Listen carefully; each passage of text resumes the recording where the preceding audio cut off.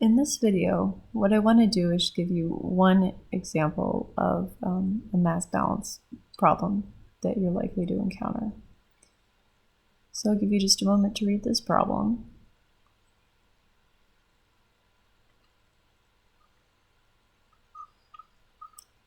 And the first thing we really want to do is write down all of the information we have from this problem in our process diagram.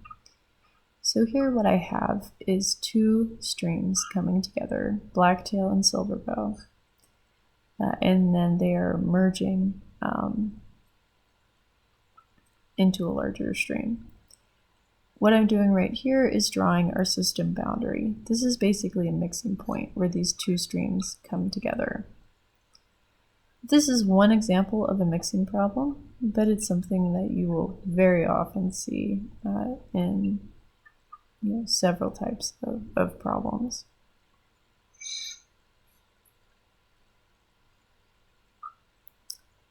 So I'm going to write all of my knowns here. First, I've got the volumetric flow rate of each of the creeks. You can see that I'm putting a subscript B and S so that I know which creek I'm talking about. For Silverbow, I don't actually have a volumetric flow rate. I'm going to have to use the area of the cross-sectional area of the creek and the velocity of that stream in order to calculate the volumetric flow rate of that stream.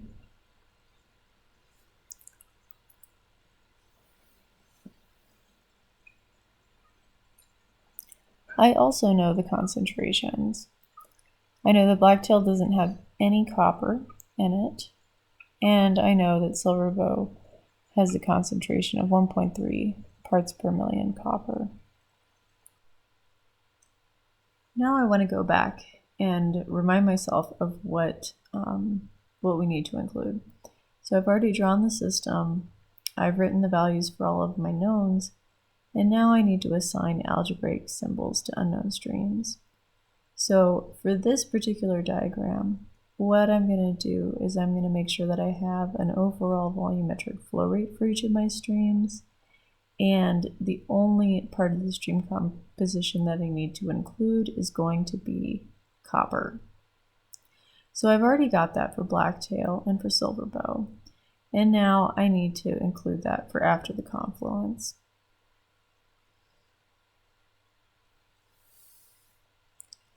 So again, I want to go back and I want to always make sure that when I'm coming up with these variables that I'm using those conventions. So I've got our volumetric flow rate for the confluence and the concentration at the confluence. Both of those are unknown, so I just leave them as a blank with the unit that I know I want to do.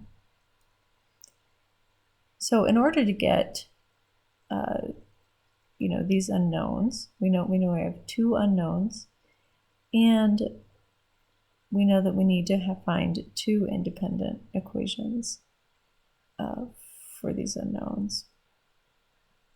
What we're going to end up doing for this particular problem is we're going to end up doing two different mass balance equations. And remember, I said, so as I mentioned in my previous video, you might find that you are doing multiple mass balance equations for one mass balance problem. So here I want to do a mass balance on water and a mass balance on copper. I'll start with the water.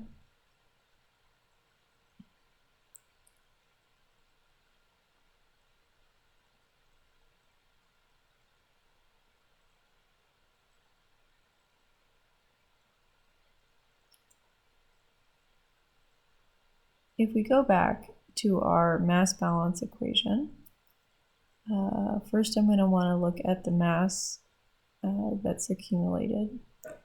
I'm going to do m dot because all of these, in this example, we're dealing with flow rates, cubic feet per second.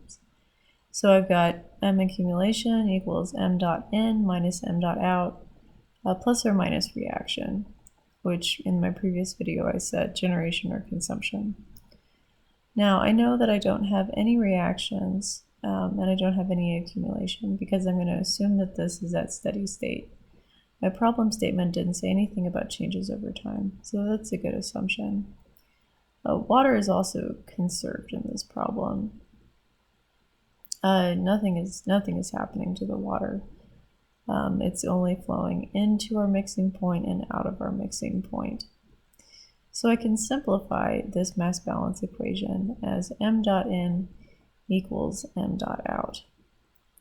And first, what I'll need to do is look at what I have for water flowing into our system.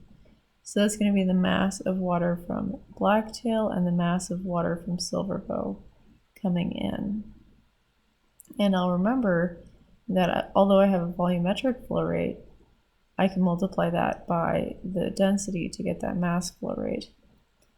And then that equals the mass flow rate coming out of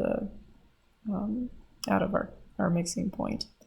Now you'll see that I've got rho in each one of these terms, and so they actually cancel.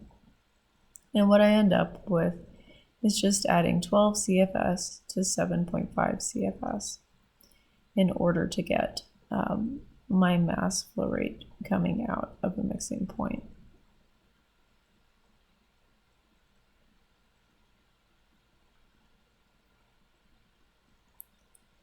Now, this was probably quite intuitive to you, or at least it might have been looking at this problem, but the reason I solved it in this kind of like overly vigorous way, or rigorous way, is to show you how you can use these mass balance principles, even in things that seem, relatively straightforward. Our next balance we need to do on copper.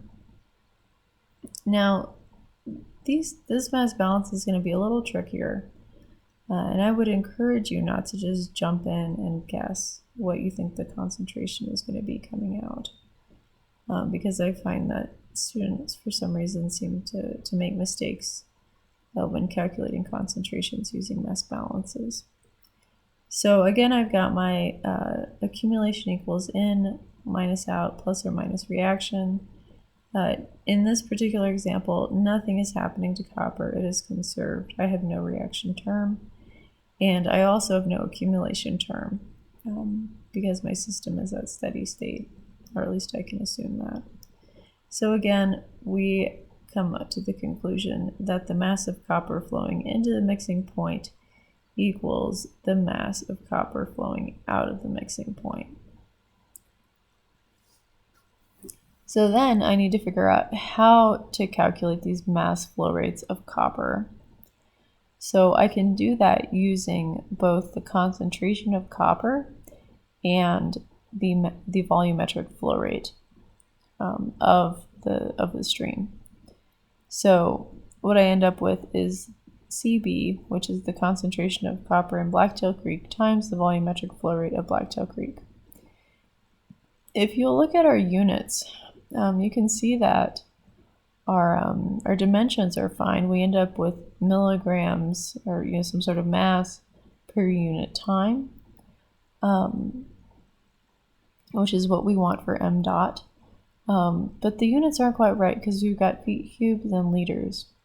But what you'll find is that, kind of like the row before, as long as all of your units are the same for concentration and volumetric flow rates, you don't need to worry about doing all of those unit conversions.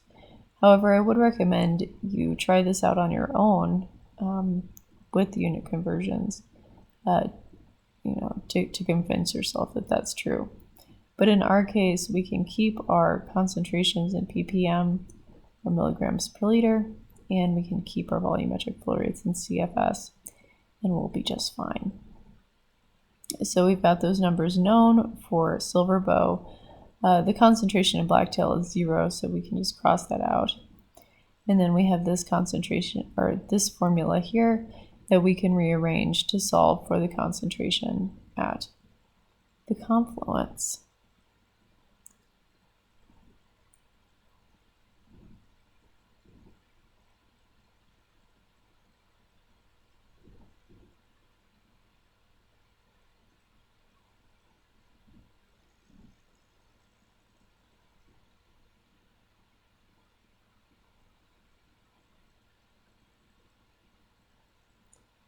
And what we end up finding is that Cc equals 0.5 parts per million. I always like to kind of keep track in my process diagram as I figure out what variables are. So you'll see that I've already put our volumetric flow rate, and now I've got our concentration there. This is a really important point. So you'll see that Cc at the confluence is going to be in between the concentrations of the two streams that mixed. And this is always going to be the case. So your mixed stream is always going to have a concentration between the two streams that we're mixing. So in our case, Cc is less than Cs, and Cc is greater than Cb.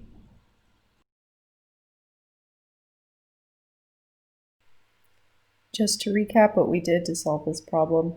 So we first read the problem, we drew a process diagram, wrote what we knew about the volumetric flow rates and the copper concentration on that process diagram, and then we made our variables V dot C, Cc, and then we did two mass balances, one on water and then one on copper, in order to solve for that copper concentration, which is what we were asked.